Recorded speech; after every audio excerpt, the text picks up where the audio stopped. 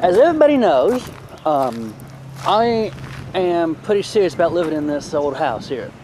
It's the house that my dad grew up in, and it needs a lot of work. But I'm going to tell you about some of the things that have been going on around here and in the house. First thing that I want to talk about is this old barn right here. We call it the crating shed, which is where my granddad would like crate up his vegetables and fruits and whatnot and take them up north to sell them. So, as you guys can tell, this barn slash shed is in sorry shape. It's falling down, obviously. The roof's gone out of it. That was the first thing that happened. And then the other thing that happened was the water and the rain and the wind and the sun all got a hold of the lumber, started to rot it out. As you can see, the floor, what's left of the floor upstairs is gone.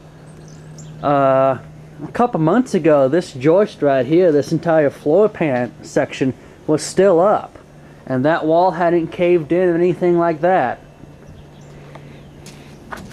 But I'm gonna get out of here before it decides to fall down on me. All these windows are from the old house, from when the grandma put new windows in the old house, and I really don't know why we kept all the old windows. This is the tool room where we have like our vise grinders and stuff like that. I wondered what that thumping was. I think it's the high school marching band practicing.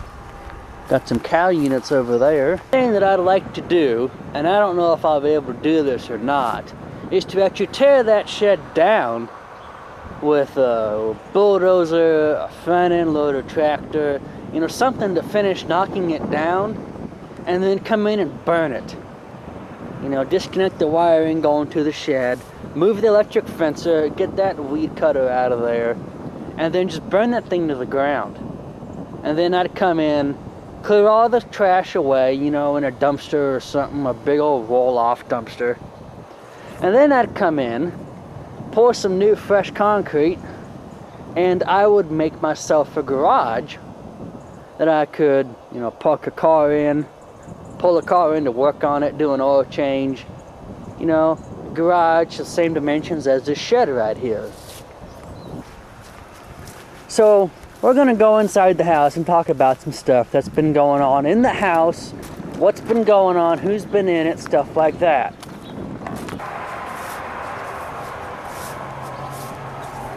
First, I'm gonna talk about the outside of the house. The stucco there, the chimney, and the foundation. As you guys can see, there's holes in the stonework of this chimney. Right there's one. And the stucco is also falling off the house. And we've also got some wood and brick damage in there. Probably more brick than wood. So let's take a walk around the house real quick. There's a spot that needs some attention. This house is settled. When we go inside, you guys can see what I'm talking about. But the most noticeable spot where it's settled is right over here on this porch. The corner, the east corner.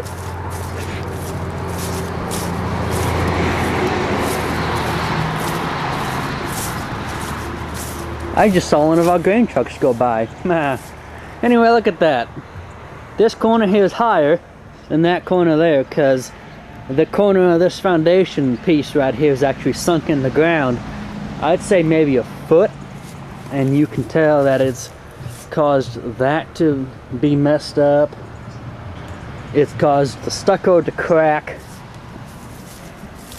In some cases, it's causing the stucco to fall off, like right there. That's actually fell away from the brick. And we need some plywood up there.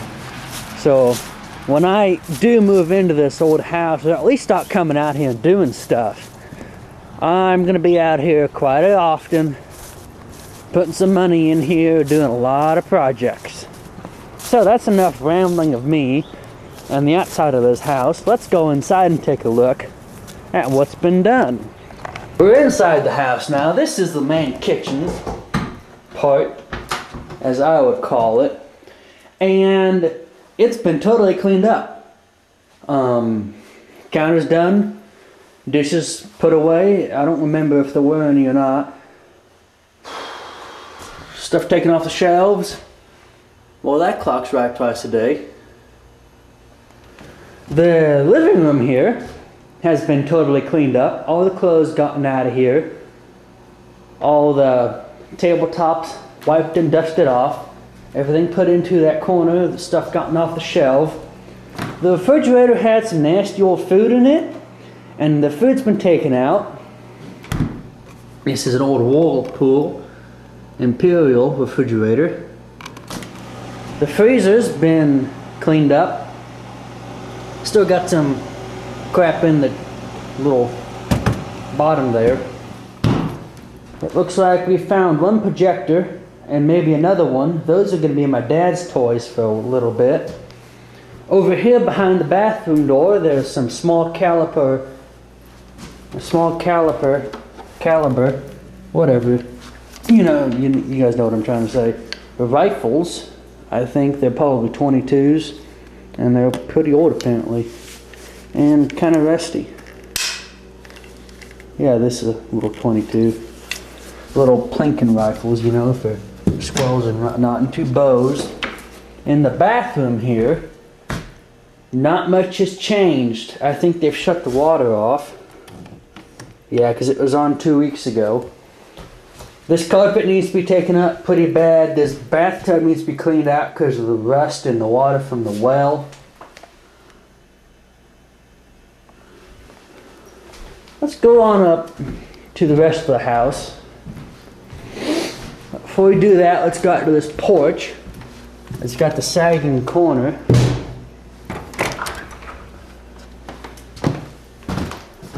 It's a beautiful old house, it really is. I mean, rich paneling. This chest freezer has been cleaned out. It had a bunch of frozen food in it that was over 2 years old. This is a corner here that's sunken pretty badly. You can tell that the baseboard of the windows there and up there, it's sunken down. So that's going to have to be jacked up. We got a lot of cool stuff here. We have this old record player slash tape cassette player. We got a Bearcat scanner down there. And they got everybody's favorite kind of tractor, a John Deere 520. I just can't win with the sun or the shadows. I even got a John Deere Clockwell. 2-cylinder extravaganza, baby. Got some hand tools, some paint, some carpenter tools, a lot of hangers. So let's shut this door. I smell fuel oil. Explain that in a little later. This section of the house is like your main living area, social gathering hotspot. It's got your entertainment center, my dad's old couch, a better couch, a chair, and another chair. The only thing I do to this room is I put in a ceiling mounted lamp fixture, so when I turned on the paddle fan, I had light in this room. So let's go on upstairs. Nice little light. This is the entry of the house.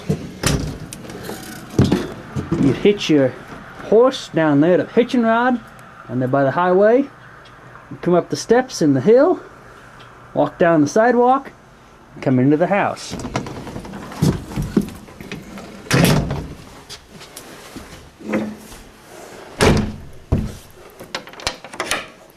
Alright, let's go up. Let's take a hike upstairs. I wonder why that's pulled out.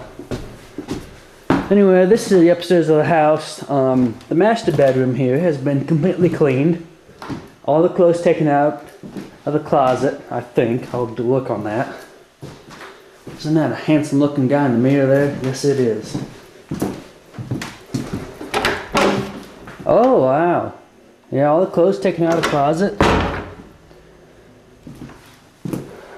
The little storage closet cleaned up. That's the kind of exhaust fan we need in the bathroom when the New York State build gets done. Got the upstairs bathroom across the hall here. And you still got your rust stains.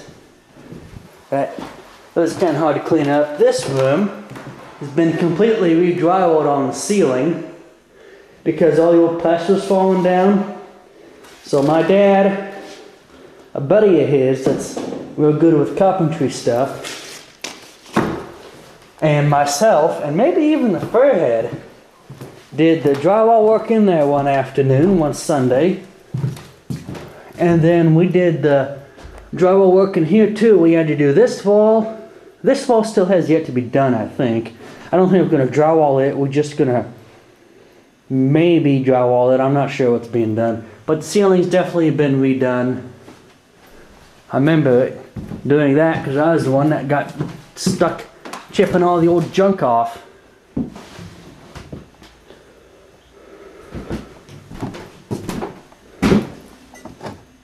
Got a sailboat.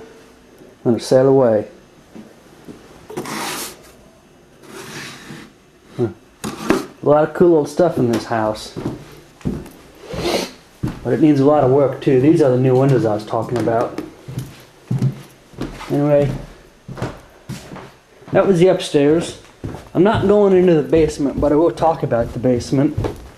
The basement of this house has two great big fuel oil tanks from when the furnace burned fuel oil to heat this joint. And what's happened, dear, I knew I smelled propane. What's happened is the fuel oil tanks, as they have aged and moisture's collected in the basement, they've started to leak out. One definitely has. So we're trying to keep the basement shut as much as we can. This door is the door to the basement. I'm not going to open it because I don't want fuel oil wafting up. But we've got that closed off, and we're exploring some options to try to get those tanks out of there. That's a cistern cover, I believe. But the tanks are located over here in this side of the house, about by this window, because this window was where would be where you'd shovel your coal in to the basement in the coal room for the furnace. So that is an update on the house.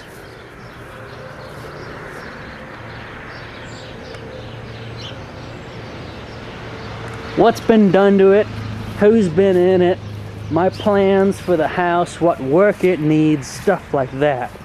So until next time, stay tuned for future videos from me where I talk about how you test a throttle positioning sensor on a car and tire rotations for front-wheel drive cars and rear-wheel drive cars or trucks.